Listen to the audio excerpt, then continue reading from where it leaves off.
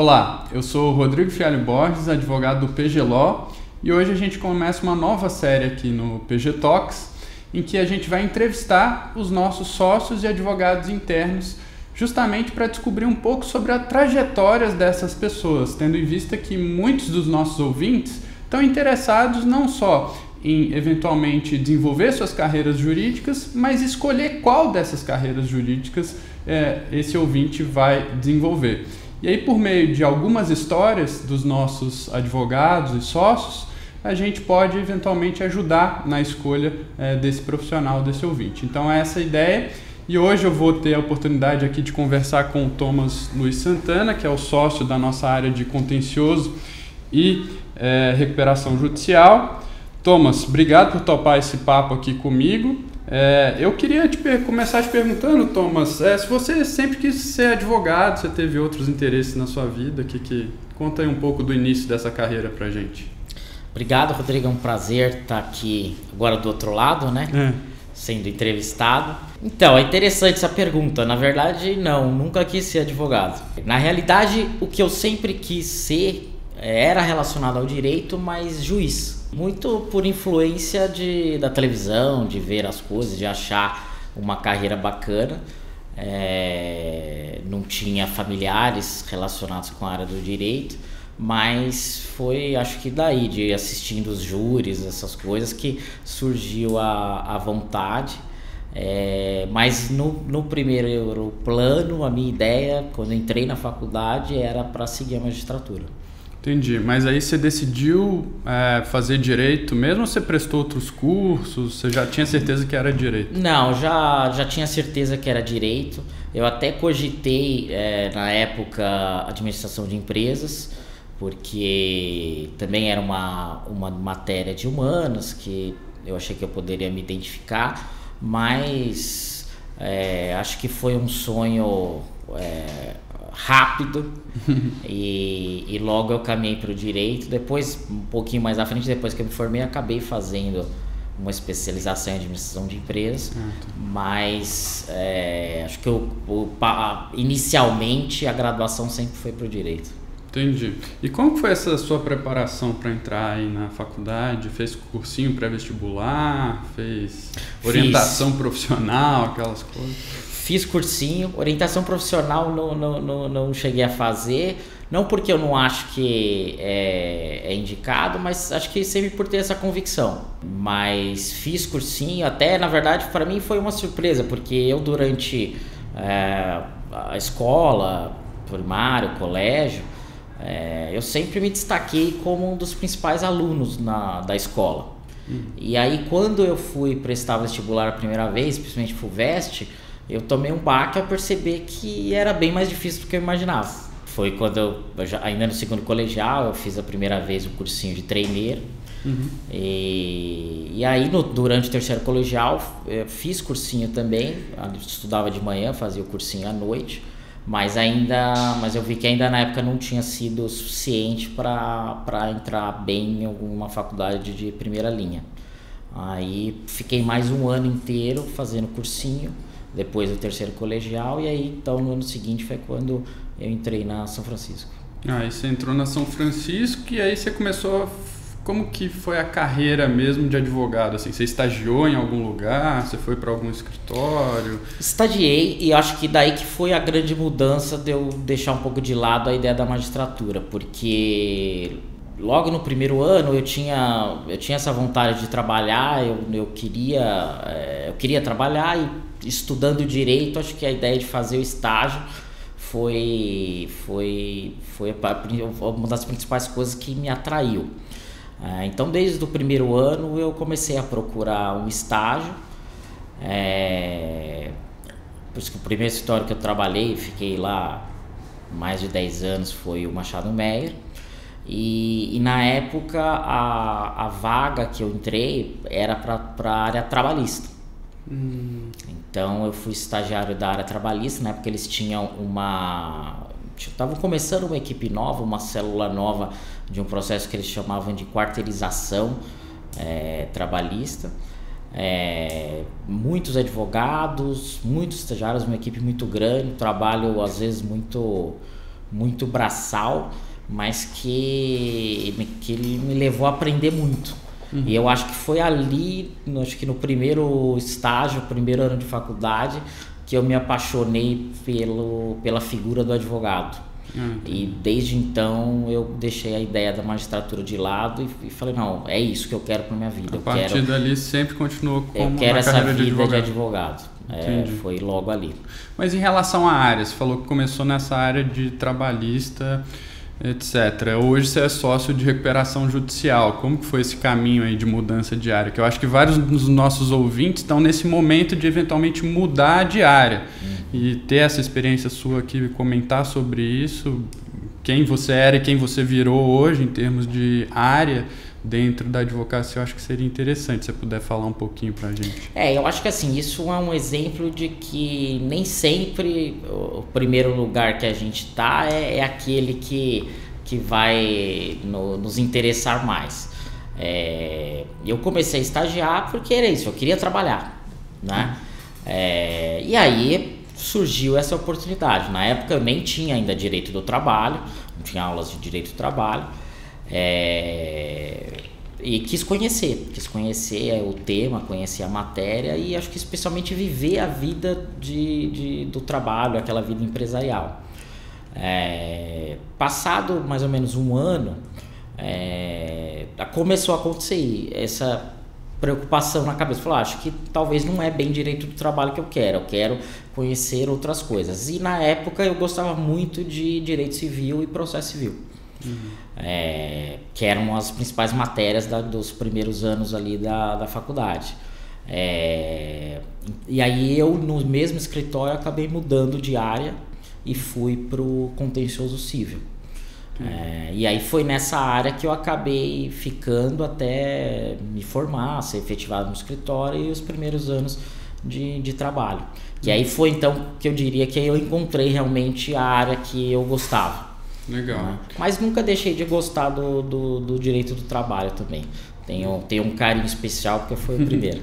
Bom, então você acabou virando um advogado de contencioso, mas hoje, Thomas, você é reconhecido no país inteiro como um grande advogado de recuperação judicial, né? Como que do contencioso você se especializou nesse nicho específico de recuperação judicial? O que aconteceu nesse momento aí? Acho que como muitas coisas da vida, é o acaso. Você acaba sendo levado para aquelas situações que você de início não imagina. Eu sempre gostei, como eu disse, do contencioso por causa daquela emoção, daquele ímpeto de você ter que convencer um juiz de uma situação, conversar, despachar, lidar muito com a emoção das pessoas e também respeitando ali cada um dos atores e seus papéis. Eu costumo dizer que, na minha visão, o advogado de contencioso, ele é um advogado na essência do termo, porque ele é aquele advogado que a gente imagina vendo da televisão, né? Então o cara que vai no fórum, que faz, que escreve, que vai, tenta acontecer, vai, convence o juiz. E de fato, acho que o contencioso civil, por causa do direito civil e do processo civil, ele dá uma abrangência, um conhecimento muito grande para outras áreas do direito. Então, eu acho que uma pessoa de contencioso, ela tem maior facilidade para trabalhar com outras áreas do que o contrário, tendo o contencioso como sua bagagem. E quando eu fui trabalhar já como advogado júnior, pleno, no Barbosa Muzanic Aragão, no BMA, aconteceu uma oportunidade de começar a trabalhar com casos de recuperação judicial e falência, porque eram casos alocados em uma determinada equipe que havia deixado o escritório. Então aqueles casos precisavam de um advogado para tomar conta. E era também numa época que as recuperações judiciais começavam a tomar um nível maior. Você começava a ter aquelas primeiras recuperações judiciais de bilhão, que a gente falava. Até então elas estavam abaixo de 1 bilhão. Depois começaram a subir. E aí, obviamente, isso atrai mais interessados, consequentemente mais clientes. E aí eu comecei a me aprofundar muito no conhecimento da matéria e foi o que me levou a gostar realmente daquilo. É curioso porque na época da faculdade, eu me formei em 2004, a lei de falência e recuperação judicial atual ela é de 2005. Então, durante todo o meu período de graduação da faculdade, eu estudei, né, sobre a égide da lei anterior, que nem é mais vigente, o decreto-lei.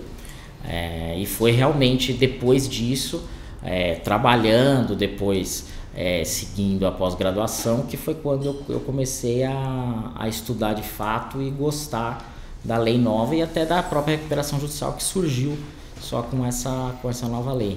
Então, incrível essa experiência. Assim. Legal mesmo, Thomas. Aí você mencionou aí no finalzinho a pós-graduação, e era o que eu queria te perguntar mesmo, assim.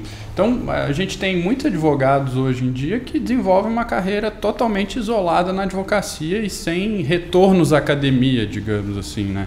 Você, pelo visto, retornou à academia, né? E você acha que foi importante? Isso é importante para você? Mudou alguma coisa ou não? Eu acho que é importante, sim. A academia ela é fundamental e eu acho que o retorno a ela, depois que você se forma e depois de alguns anos até trabalhando, ele é importante porque eu acho que ele permite que você aproveite melhor aquela situação. Por quê? Porque são discussões mais ricas, são discussões mais aprofundadas que você tem na pós-graduação em relação à graduação, e quando você tem vivência, experiência daquelas situações que você na graduação está vendo muito no livro, né, nos bancos da faculdade, a possibilidade de explorar aquilo é muito maior, né?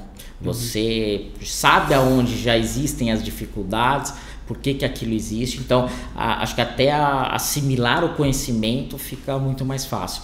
E aí, voltar à academia eu acho que ajuda, não só nesse aspecto de você ajudar na academia por ter o conhecimento, mas isso te ajuda no trabalho, porque aí você também consegue agregar aquilo e até eliminar às vezes alguma deficiência, algumas coisas que na graduação você passou um pouco mais despercebido, porque você estava ali fazendo 10, 15 matérias, e quando você já está na pós, você já está mais específico naquela matéria que geralmente é a matéria do seu trabalho, do seu cotidiano, né? Então eu acho que é algo que enriquece profundamente em ambas as esferas e recomendo. Legal. Thomas, você está falando muito sobre a profissão de advogado, sobre toda a sua carreira até aqui agora, né?